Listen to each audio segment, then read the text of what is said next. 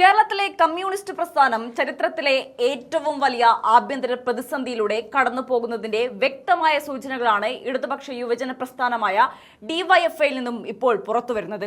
നിയമസഭാ തെരഞ്ഞെടുപ്പിലേറ്റ കനത്ത പ്രഹരത്തിനു ശേഷവും തെറ്റുകൾ തിരുത്താനോ ജനവികാരം മാനിക്കാനോ CPM സംസ്ഥാന നേതൃത്വം തയ്യാറാകുന്നില്ലെന്ന ആക്ഷേപം ശക്തമാണ്. പാർട്ടി അണികളും പൊതുസമൂഹവും ഒരേപോലെ തള്ളിക്കളഞ്ഞിട്ടും തോൽവിയുടെ യഥാർത്ഥ കാരണക്കാരായ മുൻ മുഖ്യമന്ത്രി പിണറായി വിജയൻ, പാർട്ടി സംസ്ഥാന സെക്രട്ടറി MV ഗോവിന്ദൻ, കണ്ണൂർ ജില്ലാ സെക്രട്ടറി KK രാഗേഷ് എന്നിവരടങ്ങുന്ന ഉന്നത നേതൃത്വം യാഥാർത്ഥ്യങ്ങൾക്ക് നേരെ കണ്ണടച്ച് മാളത്തിലൊളിക്കുന്ന നിലപാടാണ് സ്വീകരിക്കുന്നത്. ജില്ലാ ഏരിയ സമ്മേളനങ്ങളിൽ അണികൾ ഈ നേതാക്കളുടെ ശൈലിക്കെതിരെ രൂക്ഷമായ വിമർശനം ഉന്നയിച്ചിട്ടും അതൊക്കെ അച്ചടക്കത്തിന്റെ വാളോങ്ങി വെട്ടിനിരത്താനാണ് നേതൃത്വം ശ്രമിച്ചത്. എന്നാൽ ഇതിനിടയിൽ കോട്ടയത്ത് നടന്ന ഡിവൈഎഫ്ഐ ജില്ലാ സമ്മേളനം പാർട്ടിയുടെ ഏകാധിപത്യ പ്രവണതകൾക്കെതിരെയുള്ള യുവത്വത്തിന്റെ ശക്തമായ കലാപവേദിയായി മാറിക്കഴിഞ്ഞു. പാർട്ടി നേതൃത്വം നൽകുന്ന തിട്ടൂരങ്ങൾ കണ്ണടച്ചു വിഴുങ്ങുന്ന പഴയ ഡിവൈഎഫ്ഐയിൽ നിന്ന് മാറി സ്വന്തം നിലനിൽപ്പിനായി പാർട്ടിയിലെ ഇരട്ടത്താപ്പുകൾക്കെതിരെ അവർ പരസ്യമായി വിരൽ ചൂണ്ടാൻ തുടങ്ങിയിരിക്കുന്നു.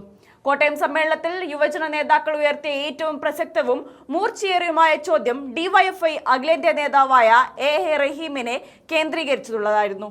46 വയസ്സ് പിന്നിട്ടിട്ടും റഹീമിനെ എന്തിനാണ് ഡിവൈഎഫ്ഐ എന്ന യുവജന സംഘടനയിൽ ഇപ്പോഴും ചുവടുറപ്പിച്ച് നിർത്തിയിരിക്കുന്നതെന്ന ചോദ്യം പാർട്ടിയുടെ കപടമായ പ്രായപരിധി മാനദണ്ഡങ്ങളെ പൂർണ്ണമായും പൊളിച്ചടക്കുന്നതാണ്. സംഘടനയിൽ താഴെത്തട്ടിൽ, അതായത് മേഖലാ ഭാരവാഹിത്വത്തിൽ 35 വയസ്സ് പൂർത്തിയായ സാധാരണക്കാരായ യുവാക്കളെ നിഷ്കരുണം മാറ്റി നിർത്താൻ തിടുക്കം കൂട്ടുന്ന അതേ നേതൃത്വം തന്നെയാണ് 46-ാം വയസ്സിലും റഹീമിന് ഭാരവാഹിത്വങ്ങൾ വെച്ചു നീട്ടുന്നത്. അഖിലേന്ത്യാ നേതാവായി ഇത്രയും കാലം ഇരുന്നിട്ടും പോരാഞ്ഞ് തിരുവനന്തപുരം ജില്ലാ സെക്രട്ടറിയുടെ അധിക ചുമതല കൂടി റഹീമിന് വെച്ചുകൊടുത്ത പാർട്ടി നിലപാട് തികഞ്ഞ ഇരട്ടത്താപ്പും സ്വജനപക്ഷപാതവുമാണ്. പ്രായപരിധിയുടെ പേരിൽ സാധാരണക്കാരായ എത്രയോ പ്രതിഭകളായ യുവാക്കളുടെ രാഷ്ട്രീയ ഭാവിയാണ് CPM നേതൃത്വം തല്ലിക്കെടുത്തിയത്. എന്നാൽ പാർട്ടി നേതൃത്വത്തിന്റെ വിനീത വിധേയനായി നിൽക്കുന്ന റഹീമിനെ പോലുള്ളവർക്ക് പ്രായപരിധി നിയമങ്ങൾ ബാധകമല്ലെന്നത് സംഘടനയ്ക്കുള്ളിലെ കടുത്ത അസംതൃപ്തിക്ക് കാരണമായിട്ടുണ്ട്.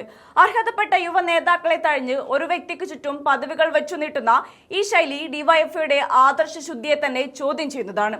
സാധാരണക്കാരായ ജനങ്ങളിൽ നിന്നും പാർട്ടി അനുഭാവികളിൽ നിന്നും നിരത്തുകളിൽ കേൾക്കേണ്ടി വരുന്ന കടുത്ത ജനരോഷവും ചീത്തവിളികളും സഹിക്കാനാകാതെയാണ് യുവജന നേതാക്കൾ സമ്മേളന വേദികളിൽ വികാരഭരിതരാകുന്നത്.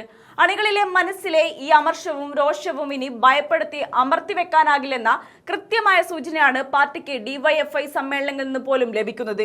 ഇനിയും ഈ പോക്കാണ് പോകുന്നതെങ്കിൽ പശ്ചിമ ബംഗാളിലെയും ത്രിപുരയിലെയും പോലെ കമ്മ്യൂണിസ്റ്റ് പ്രസ്ഥാനത്തിന്റെ പൂർണ്ണമായ അസ്തമയമായിരിക്കും കേരളത്തിലും CPMനെ കാത്തിരിക്കുന്നത്. ഡിവൈഎഫ്ഐ സമ്മേളനങ്ങളിൽ ഉയർന്നു വന്ന ഈ കടുത്ത വിമർശനങ്ങളെയും വെല്ലുവിളികളെയും കേവലം അച്ചടക്കലംഘനമായി കണ്ട് തള്ളിക്കളയാനാണ് വരും ദിവസങ്ങളിലും പാർട്ടി നേതൃത്വം ഉദ്ദേശിക്കുന്നതെങ്കിൽ അത് CPMന്റെ മുന്നോട്ടുള്ള യാത്രയുടെ അടഞ്ഞ അധ്യായമായി മാറും.